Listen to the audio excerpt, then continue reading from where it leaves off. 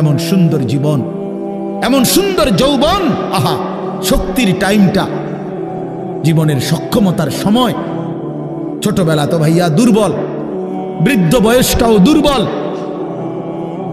তোমাদের অনেক কিশোর নওজোয়ান একজনের গায়েও চাদর নাই, কিন্তু মুরব্বী সবগুলোর গায়ে চাদর।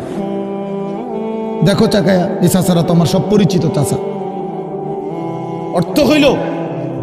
অর্থ হইল এই বৃদ্ধের এই দুর্বলতা তাকে চাদর গায়ে দিতে বাধ্য করেছে। তার শরীরে শীতের অনুভূতিটা বেশি, ঠিক কিনা বলেন না কেন? কিন্তু তোমরা নওজোয়ান, তোমাদের অধিকাংশ কারো গায়ে চাদর নাই। তোমরা দেখো ভাইয়া, আমার গায়ে কোনো চাদরই নাই। তাইলে বুঝাইতে চাইলাম, এই শক্তির সময় যৌবন। যুবক চাইলে পাহাড় কাইটা সমান করতে পারবে, যুবক চাইলে সাগর নদী মাটি দিয়ে ভরাট করে দিতে পারবে।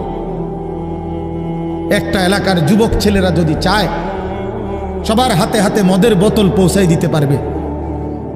একটা সমাজের ছেলেরা যদি চায়, সবার হাতে হাতে নামাজের মুসল্লাও তুলে দিতে পারবে। অতএব ছেলেরা, তোমরা যারা যুবক আয়োজন করছো, আমি তোমাদের উৎসাহ দেই, একটু আগাও, এখানে থাইমা যাইও না।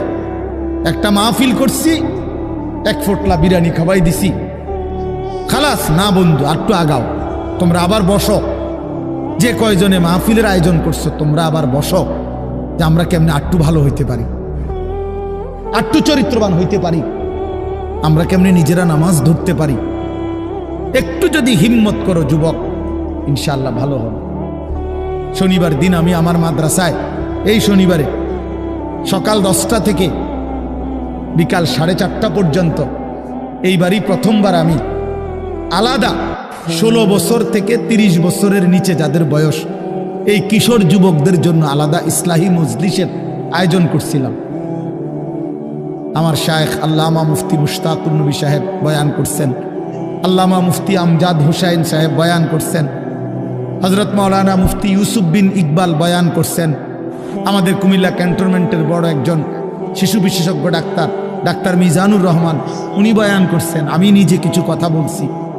প্রায় 600 ছেলে এন্ট্রিভুক্ত আসছে, এখানে উপস্থিত হয়েছে 600। সন্দ্বীপে, চট্টগ্রামে আমরা প্রতি বছর সন্দ্বীপ যাই, সেখানে 4টা-5টা ছেলে ফজরের নামাজের জন্য, তারা বন্ধু কলেজের ছেলে, 4-5 জন ছেলে মাত্র। ওরা একদিন সিদ্ধান্ত নিছিল, ওরা সবসময় ফজরের নামাজ পড়তো, তো ওরা একদিন সিদ্ধান্ত নিছে যে